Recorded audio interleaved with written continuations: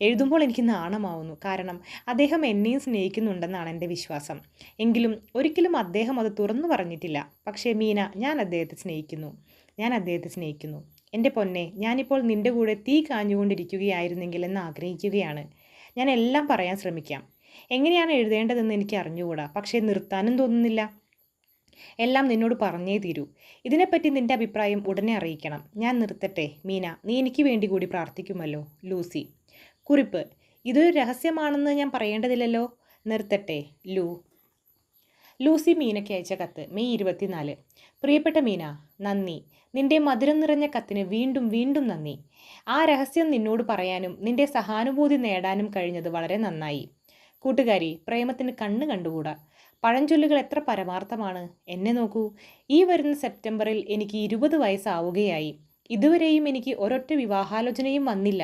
യഥാർത്ഥമായ ഒരൊറ്റ ആലോചനയും. പക്ഷേ ഇന്ന് 3 എണ്ണം വന്നു. ഓർത്തു നോക്കൂ, ഒരേ ദിവസം 3 ആലോചനകൾ. അതിൽ 2 പേരെ പറ്റി ഞാൻ യഥാർത്ഥമായും ഖേദിക്കുന്നു. ഓ മീന, എനിക്ക് സന്തോഷം കൊണ്ട് കണ്ണ് കാണാതായിരിക്കുന്നു. 3 പ്രേമാർത്ഥനകൾ.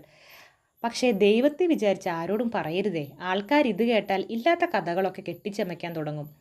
മീന, നമ്മുടെ 2 പേരുടെയും കല്യാണം ഉറപ്പിച്ചു കഴിഞ്ഞിരിക്കുകയാണ്. അല്പ ദിവസത്തിനുള്ളിൽ വിവാഹിതരാകും. ശരി, ഞാൻ ഈ 3 പേരെ പറ്റി പറയാം. പക്ഷെ സ്വകാര്യമാണ്, ആരോടും പറയരുത്. ജോനാഥനോട് ഒഴിച്ച്. നീ അദ്ദേഹത്തോട് പറയാതിരിക്കില്ല. കാരണം നിന്റെ സ്ഥാനത്ത് ഞാനായിരുന്നെങ്കിൽ തീർച്ചയായും എൻ്റെ ആർദ്രോട് പറയും. ഒരു സ്ത്രീ തൻ്റെ ഭർത്താവിൽ നിന്ന് യാതൊന്നും ഒളിച്ചു വെക്കരുത്, അങ്ങനെയല്ലേ? ശരി, ആദ്യത്തെയാൾ ഭക്ഷണത്തിന് തൊട്ടു മുമ്പാണ് വന്നത്. അദ്ദേഹത്തെപ്പറ്റി ഞാൻ മുമ്പ് പറഞ്ഞു. ഡോക്ടർ സെവാർഡ്, ഭ്രാന്താലയത്തിൻ്റെ ഉടമ.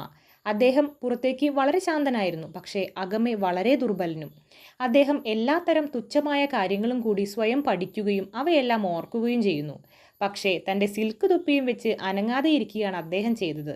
സാധാരണയായി ശാന്തചിത്തരായ പുരുഷന്മാർ ചെയ്യാത്തതാണത്. ഞാൻ അസ്വസ്ഥനല്ലെന്ന് അറിയിക്കാൻ വേണ്ടി അദ്ദേഹം ഒരു കത്തിയെടുത്ത് തിരുപ്പിടിപ്പിച്ചുകൊണ്ടിരുന്നു. മീന, അദ്ദേഹം എന്നോട് വളരെ തുറന്നു സംസാരിച്ചു.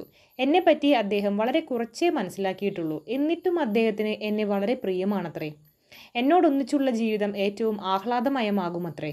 ഞാൻ നിരാകരിച്ചാൽ താൻ എത്രത്തോളം നിർഭാഗ്യവാനാകുമെന്ന് പറയാൻ ഭാവിക്കുകയായിരുന്നു അദ്ദേഹം.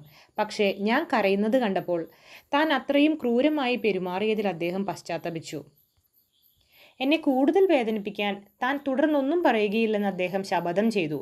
അദ്ദേഹം നിർത്തി. എന്നെങ്കിലും എനിക്ക് അദ്ദേഹത്തെ സ്നേഹിക്കാൻ കഴിയുമോ എന്ന് അദ്ദേഹം തുടർന്നു ചോദിച്ചു. ഞാൻ തലയാട്ടി. അപ്പോൾ അദ്ദേഹത്തിൻ്റെ കൈ വിറച്ചു. തെല്ലു നേരത്തിന് ശേഷം അദ്ദേഹം ഞാൻ വേറെ ആരെങ്കിലും സ്നേഹിക്കുന്നുണ്ടോ എന്ന് വളരെ ശങ്കിച്ചുകൊണ്ട് ആരാഞ്ഞു. ഏറ്റവും മര്യാദയോടെയാണ് അദ്ദേഹം